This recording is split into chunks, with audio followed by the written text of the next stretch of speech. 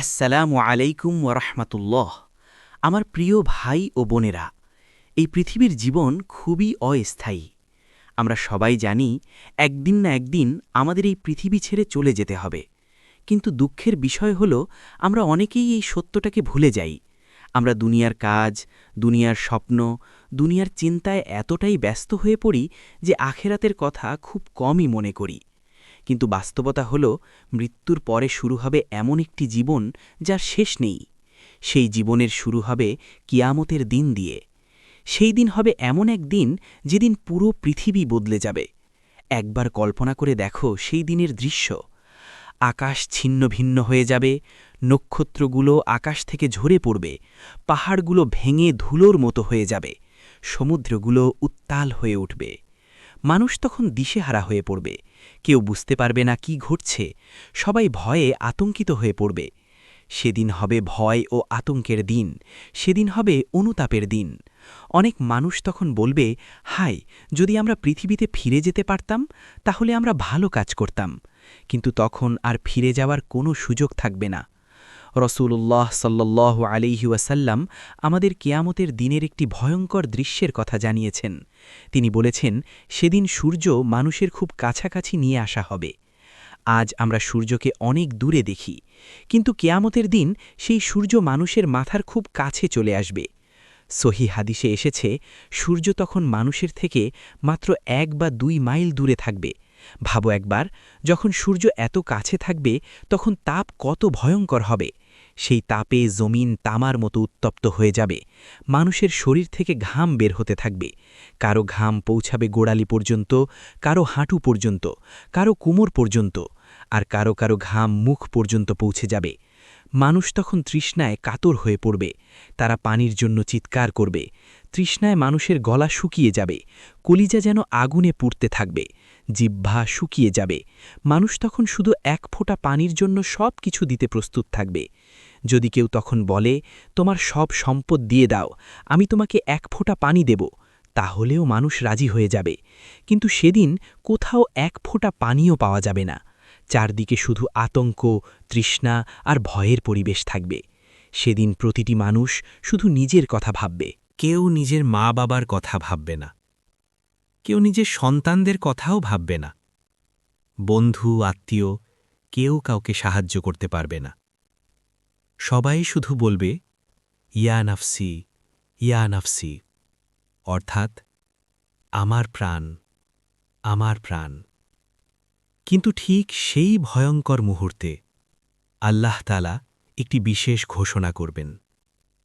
আল্লাহ এমন একটি দলের জন্য বিশেষ সম্মান ও মর্যাদা দান করবেন, যারা পৃথিবীতে একটি মহান ইবাদত করেছিল। ফেরেশতারা তখন মানুষের বিশাল ভিড়ের মধ্যে সেই মানুষগুলোকে খুঁজে বের করবে। ভাবত, কোটি কোটি মানুষের ভিড়ের মধ্যে কিছু মানুষকে আলাদা করে সম্মান দেওয়া হচ্ছে। এই সৌভাগ্যবান মানুষগুলো কারা? তারা হল সেই মানুষ যারা পৃথিবীতে রোজা রেখেছিল। তারা ছিল রোজাদার। যখন তারা ক্ষুধার্ত ছিল, তখনও তারা খাবার খায়নি। যখন তারা তৃষ্ণার্ত ছিল, তখনও তারা পানি পান করেনি। কেন? কারণ তারা আল্লাহকে ভালোবাসত। তারা আল্লাহকে ভয় করত। তারা আল্লাহের আদেশ মানতে চেয়েছিল। রমজানের দিনে তারা সারা দিন ধৈর্য ধরে রোজা রেখেছে। মানুষের চোখে হয়তো এটি ছোট একটি কাজ মনে হতে পারে, খাবার না খাওয়া, পানি না পান করা। কিন্তু আল্লাহের কাছে এই ইবাদতের মূল্য অসীম। কিয়ামতের দিন আল্লাহ তাদের উদ্দেশ্যে বলবেন, হে আমার প্রিয় বান্দারা, তোমরা পৃথিবীতে আমার সন্তুষ্টির জন্য খাবার ও পানীয় ত্যাগ করেছিলে। আজ আমি তোমাদেরকে খাবার ও পানীয় দান করব। সেদিন যখন মানুষ তৃষ্ণায় কাতর হবে, তখন আল্লাহ রোজাদারদের জন্য বিশেষ ব্যবস্থা করবেন। ভাবো একবার সেই দৃশ্য। একদিকে কোটি কোটি মানুষ তৃষ্ণায় কষ্ট পাচ্ছে, আর অন্যদিকে রোজাদারদের সম্মানের সাথে ডাকা হচ্ছে। তাদের জন্য বিশেষ পুরস্কার প্রস্তুত রাখা হয়েছে। আল্লাহ তাআলা কোরআনে বলেছেন, হে ঈমানদারগণ, তোমাদের ওপর রোজা ফরজ করা হয়েছে, যেমন তোমাদের পূর্ববর্তীদের ওপর ফরজ করা হয়েছিল, যাতে তোমরা তাকওয়া অর্জন করতে পারো। রোজার মূল উদ্দেশ্য হল তাকওয়া অর্জন করা। তাকওয়া মানে হল আল্লাহকে ভয় করা, আল্লাহর আদেশ মানা এবং গুনাহ থেকে বেঁচে থাকা। যে মানুষ সত্যিকারভাবে রোজা রাখে তার চরিত্র পরিবর্তন হয়ে যায়। সে মিথ্যা বলা ছেড়ে দেয়, গীবত করা ছেড়ে দেয়, খারাপ কাজ থেকে দূরে থাকে, কারণ সে জানে আল্লাহ তাকে দেখছেন। রাসূলুল্লাহ সাল্লাল্লাহু আলাইহি ওয়াসাল্লাম বলেছেন, অনেক মানুষ আছে যারা রোজা রাখে, কিন্তু তারা শুধু ক্ষুধা আর তৃষ্ণা ছাড়া আর কিছুই পায় না। কেন? কারণ তারা রোজা রেখেও গুনাহ করে, তারা মিথ্যা বলে, মানুষকে কষ্ট দেয়, খারাপ কাজ করে। কিন্তু সত্যিকারের রোজা হল এমন রোজা যা মানুষকে পরিবর্তন করে, যে রোজা মানুষের হৃদয়কে পরিষ্কার করে, যে রোজা মানুষকে আল্লাহর কাছাকাছি নিয়ে যায়। এই কারণেই আল্লাহ রোজাদারদের জন্য এমন পুরস্কার রেখেছেন যা অন্য কোনো ইবাদতের জন্য নেই। রাসূলুল্লাহ সাল্লাল্লাহু আলাইহি ওয়াসাল্লাম বলেছেন, আল্লাহ তাআলা বলেন, মানুষের প্রতিটি আমলের সওয়াব 10 গুণ থেকে 700 গুণ পর্যন্ত বাড়ানো হয়, কিন্তু রোজা আলাদা। রোজা আমার জন্য, এবং আমি নিজেই এর প্রতিদান দেব। ভাবো একবার, আল্লাহ নিজে যখন কোনো ইবাদতের প্রতিদান দেওয়ার কথা বলেন, তখন সেই প্রতিদান কত বড় হতে পারে। রোজা শুধু একটি ইবাদত নয়, এটি ধৈর্যের শিক্ষা, এটি আত্মসংযমের শিক্ষা, এটি আল্লাহর প্রতি ভালোবাসার প্রকাশ। একজন রোজাদার যখন তৃষ্ণার্ত অবস্থায় পানি দেখে, তখন সে সহজেই পানি পান করতে পারে, কিন্তু সে তা করে না, কারণ সে জানে আল্লাহ তাকে দেখছেন। এই ঈমান, এই বিশ্বাসই তাকে থামিয়ে দেয়। এটাই রোজার প্রকৃত সৌন্দর্য। রোজাদারদের জন্য কিয়ামতের দিন আল্লাহর দেওয়া প্রথম বিশেষ পুরস্কার হল স্বর্গে প্রবেশের জন্য বিশেষ দরজা। পৃথিবীতে আমরা দেখি বড় বড় সম্মানজনক ব্যক্তিদের জন্য আলাদা গেট থাকে, যেমন বিমানবন্দরে ভিআইপি গেট বা কোনো বড় অনুষ্ঠানে বিশেষ প্রবেশপথ। সেখানে তারা ভিড়ের মধ্যে দাঁড়াতে হয় না। ঠিক তেমনি আল্লাহ রোজাদারদের জন্য একটি বিশেষ দরজা তৈরি করেছেন। এই দরজার নাম হল রায়ান। সহিহ বুখারী ও মুসলিম হাদিসে এসেছে, কিয়ামতের দিন শুধুমাত্র রোজাদাররা এই দরজার মাধ্যমে স্বর্গে প্রবেশ করবে। অন্য কেউ এই দরজার মাধ্যমে প্রবেশ করতে পারবে না। সেদিন ফেরেশতারা ঘোষণা করবে, কে আছেন যারা আল্লাহর সন্তুষ্টির জন্য খাবার ও পানীয় ত্যাগ করেছে? রোজাদাররা তখন সম্মানের সাথে ভিড় থেকে এগিয়ে আসবে। রায়ান শব্দটি এসেছে আরবি শব্দ রায়া থেকে, যার অর্থ তৃষ্ণা মেটানো বা পরিপূর্ণ করা। যে মানুষ পৃথিবীতে আল্লাহর ভয় এবং ভালোবাসার কারণে ক্ষুধা ও তৃষ্ণা সহ্য করেছে, যার বুক ভেঙে গেছে তৃষ্ণায় কিন্তু পানির ফোঁটা পান করেনি, আল্লাহ তাদের স্বর্গের সেই দরজার মাধ্যমে প্রবেশ করাবেন, যেখানে তারা চিরকাল তৃষ্ণার্ত হবে না, চিরকাল স্বাচ্ছন্দ্য অনুভব করবে। সহিহ হাদিসে এসেছে, যখন শেষ রোজাদার এই দরজায় প্রবেশ করবে, দরজাটি চিরতরে বন্ধ হয়ে যাবে, আর কেউ এই বিশেষ মর্যাদা ভাগ করতে পারবে না। ভাবো, যদি তোমার নাম সেই তালিকায় থাকে, ফেরেশতারা যদি তোমাকে রায়ান দরজার মাধ্যমে ডাকে, তুমি কেমন অনুভব করবে? এই সম্মান কি পৃথিবীর কোনো পদ বা মর্যাদার সাথে তুলনা করা যায়? একেবারেই না। রোজার দ্বিতীয় বড় পুরস্কার হল মুখের দুর্গন্ধ আল্লাহর কাছে সুগন্ধি। পৃথিবীতে আমরা রোজা রাখার কারণে মুখ থেকে একটি দুর্গন্ধ বের হয়। আরবিতে এটিকে বলা হয় কুলফ। মানুষের কাছে বা নিজের জন্য এটি কখনো অস্বস্তিকর হতে পারে, কিন্তু আল্লাহর কাছে এই দুর্গন্ধ অত্যন্ত প্রিয়। সহিহ বুখারীতে এসেছে, রাসূলুল্লাহ সাল্লাল্লাহু আলাইহি ওয়াসাল্লাম বলেছেন, আমি কসম খাই, রোজা রাখা মানুষের মুখের দুর্গন্ধ আল্লাহর কাছে মস্কের সুবাসের চেয়ে প্রিয় ও শুদ্ধ। ভাবো, আমরা পৃথিবীতে মানুষকে খুশি করতে মস্ক বা দারুণ সুগন্ধ ব্যবহার করি, কিন্তু রোজা রাখার কারণে মুখ থেকে যে সুবাস বের হয় তা আল্লাহর কাছে সবচেয়ে প্রিয়। এটি কোনো সাধারণ গন্ধ নয়, এটি আল্লাহর জন্য ভক্তি ও ত্যাগের নিদর্শন। রোজাদারদের তৃতীয় পুরস্কার হল 2টি আনন্দের মুহূর্ত। রাসূলুল্লাহ সাল্লাল্লাহু আলাইহি ওয়াসাল্লাম বলেছেন, রোজাদারের দুটি বিশেষ মুহূর্ত আছে। ১. ইফতার সময় আনন্দ। ২. আল্লাহর সঙ্গে সাক্ষাতের আনন্দ। ইফতার সময় সারাদিন ক্ষুধা ও তৃষ্ণার পর যখন খাবার এবং পানি সামনে আসে, সেই শান্তি ও আনন্দ পৃথিবীর কোনো রাজা বা সম্রাটও অনুভব করতে পারবে না। এক গ্লাস পানি তখন যেন স্বর্গীর অমৃতের মতো মিষ্টি। এটি শুধু ক্ষুধা বা তৃষ্ণা মেটানোর আনন্দ নয়, এটি হল আল্লাহর সন্তুষ্টির জন্য অর্জিত বিজয়ের আনন্দ। দ্বিতীয় আনন্দ হল আল্লাহর সঙ্গে সাক্ষাৎ। এটি হল বিশ্বাসীর জীবনের সবচেয়ে বড় স্বপ্ন।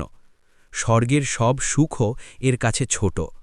রোজাদার এই মুহূর্তে চিরকাল আনন্দিত হবে। রোজাদারদের চতুর্থ পুরস্কার হল নরকের আগুন থেকে রক্ষা পাওয়া। রোজা হল এক ধরনের ঢাল বা শিল্ড। যেমন সৈন্য যুদ্ধক্ষেত্রে ঢাল ব্যবহার করে তলোয়ার থেকে রক্ষা পায়, ঠিক তেমনি রোজা রাখার মাধ্যমে একজন মানুষ নরকের আগুন থেকে রক্ষা পায়।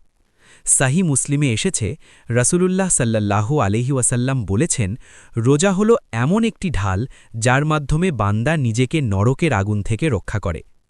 এই ঢাল শুধুমাত্র আখিরাতের জন্য নয়, পৃথিবীতেও এটি সহায়ক। যখন মানুষ ক্ষুধার্ত থাকে তখন পাপ প্রবণ ইচ্ছা দমন হয়। চোখের পাপ, জিভের পাপ সব কিছুকে রোধ করা সহজ হয়। আর যারা পাপ থেকে দূরে থাকে, আল্লাহ তাদের নরক থেকে দূরে রাখবেন। আরেকটি সাহি হাদিসে এসেছে, যে ব্যক্তি আল্লাহর সন্তুষ্টির জন্য একটি রোজা রাখে, আল্লাহ নরকের আগুন থেকে তার মুখ ৭০ বছর দূরে সরিয়ে দেবেন। ভাবো একবার, এক রোজার বিনিময়ে নরক ৭০ বছরের দূরত্বে চলে যাবে। রমজান মাসের ৩০ রোজা এবং ইচ্ছাকৃত নফল রোজা সহ নরক আরও দূরে চলে যাবে। এটি আল্লাহর অসীম দয়ালুতা ও সুযোগ। যদি আমরা এই সুযোগ উপেক্ষা করি, তখন আমাদের চেয়ে বড় বক্তিন আর কেউ হতে পারে না। রোজাদারদের পঞ্চম পুরস্কার হল দোয়া গ্রহণের নিশ্চয়তা। যখন রোজা রাখার সময় শরীর দুর্বল থাকে কিন্তু বিশ্বাস চিরতরে থাকে, সেই সময়ের দোয়া সরাসরি আল্লাহর দরবারে পৌঁছায়। সাহি জামিতে এসেছে, রাসূলুল্লাহ সাল্লাল্লাহু আলাইহি ওয়াসাল্লাম বলেছেন, ৩ ধরনের মানুষের দোয়া কখনো ফিরিয়ে দেওয়া হয় না। ১. ন্যায়পরায়ণ শাসক। ২. রোজাদার যতক্ষণ না সে ইফতার করে। ৩. নির্যাতিতের দোয়া। আরেক হাদিসে এসেছে, ইফতারের সময় রোজাদারের দোয়া নিশ্চিতভাবে গ্রহণ হয়। সুতরাং রোজা শুধু ক্ষুধা ও তৃষ্ণার বিরুদ্ধে ধৈর্য নয়, এটি হল দোয়ার জন্য সেরা সময়, যেখানে তুমি আল্লাহর কাছে চাও, নিজের জন্য, পরিবারের জন্য, মুসলিম উম্মাহর জন্য। রোজার ষষ্ঠ ও সপ্তম পুরস্কার হল সর্বাধিক সওয়াব ও আল্লাহর নিজস্ব প্রতিদান। রাসূলুল্লাহ সাল্লাল্লাহু আলাইহি ওয়াসাল্লাম বলেছেন, মানুষের প্রতিটি আমলের সওয়াব নিজের জন্য, তবে রোজা আলাদা। রোজার সওয়াব আমি নিজেই দেব। এই কথার অর্থ হল, রোজা এমন একটি ইবাদত যার পরিমাণ মিতি নেই। এটির পুরস্কার অমিত, সীমাহীন, যা মানুষের কল্পনার বাইরে। আল্লাহর নিজস্ব প্রতিদান মানে হল স্বর্গ, সুখ, সম্মান এবং সর্বোপরি আল্লাহর সন্তুষ্টি একসাথে অর্জন। রোজা কেবল ক্ষুধা ও তৃষ্ণা সহ্য করার নাম নয়, এটি হল আল্লাহর নিকট সবচেয়ে প্রিয় ইবাদত, যা কিয়ামতের দিনে তোমার পক্ষে সাক্ষ্য দেবে। রোজা বলবে, হে আমার প্রভু, আমি তাকে খাবার ও পানীয় থেকে বিরত রেখেছিলাম, অতএব আমার সাক্ষ্য গ্রহণ কর। আল্লাহ তখন রোজার সাক্ষ্য গ্রহণ করবেন এবং বান্দাকে স্বর্গে প্রবেশ করাবেন। এই হল রোজার বড় বড় পুরস্কার, যা প্রত্যেক রোজাদারকে আখিরাতের জন্য প্রস্তুত করে। রাইয়ান দরজা দিয়ে প্রবেশের পর রোজাদাররা স্বর্গে এমন দৃশ্য দেখতে পাবে যা সমস্ত কষ্ট ভুলিয়ে দেবে। সেখানে প্রতিটি সুখ, শান্তি এবং সৌন্দর্য মিলিত হয়ে থাকবে। কিন্তু রোজাদারদের সবচেয়ে বড় আনন্দ হবে আল্লাহর সঙ্গে সাক্ষাৎ। স্বর্গের সব উপহার, রং, রস এবং সুখ এক পাশের তুলা, আর আল্লাহকে এক মুহূর্তের জন্য দেখার আনন্দ অন্য পাশের তুলা। রোজাদাররা অনুভব করবে এই এক মুহূর্তের দৃষ্টি সব স্বর্গের সুখকে ছাপিয়ে যায়। আল্লাহ আলামিন নিজের বান্দাদের জিজ্ঞাসা করবেন, হে আমার বান্দারা, তোমরা কি আরও কিছু চাও? আমি কি তোমাদের জন্য আরও বৃদ্ধি করি? তাদের উত্তর হবে, হে আমাদের প্রভু, তুমি আমাদের সব কিছু দানে পূর্ণ করেছ, আমাদের মুখের উজ্জ্বলতা বৃদ্ধি করেছ, আমাদের নরক থেকে রক্ষা করেছ, স্বর্গে প্রবেশ করিয়েছ, আমরা আর কিছু চাই না। এই মুহূর্তেই আল্লাহ সুবহানাহু ওয়া তাআলা নিজের আলোর ঝড়ি খুলবেন, যা সমস্ত স্বর্গের আনন্দকে একেবারে ছোট করে দেবে। এই এক মুহূর্তের দৃষ্টি রোজাদারের জন্য চূড়ান্ত সাফল্য, যা কোনো মানুষের কল্পনাতেও আসেনি। ভিডিওর শুরুতেই আমি বলেছিলাম, রোজাদারের পুরস্কার শুনে চোখে জল আসবে। এখন ভাবো, আমরা কত ছোট বান্দা, তবুও মহান আল্লাহ আমাদের সামান্য ক্ষুধা ও তৃষ্ণাকে এত প্রিয় মনে করেছেন যে তিনি নিজেকেই আমাদের পুরস্কার হিসেবে ঘোষণা করেছেন। রায়ান দরজা তোমার জন্য অপেক্ষা করছে। নরকের আগুন ৭০ বছরের দূরত্বে সরে গেছে। ফেরেশতারা তোমার জন্য প্রার্থনা করছে, আর আল্লাহ নিজেই তোমার সাক্ষাতের জন্য অপেক্ষা করছেন। এরপর কি আমরা ছোট কারণ, কাজের ব্যস্ততা, গরমে অসুবিধা বা অলসতা দিয়ে রোজা ছাড়ব? রোজা কি এখনও আমাদের কাছে বোঝার ভারী মনে হবে? নিশ্চয়ই নয়।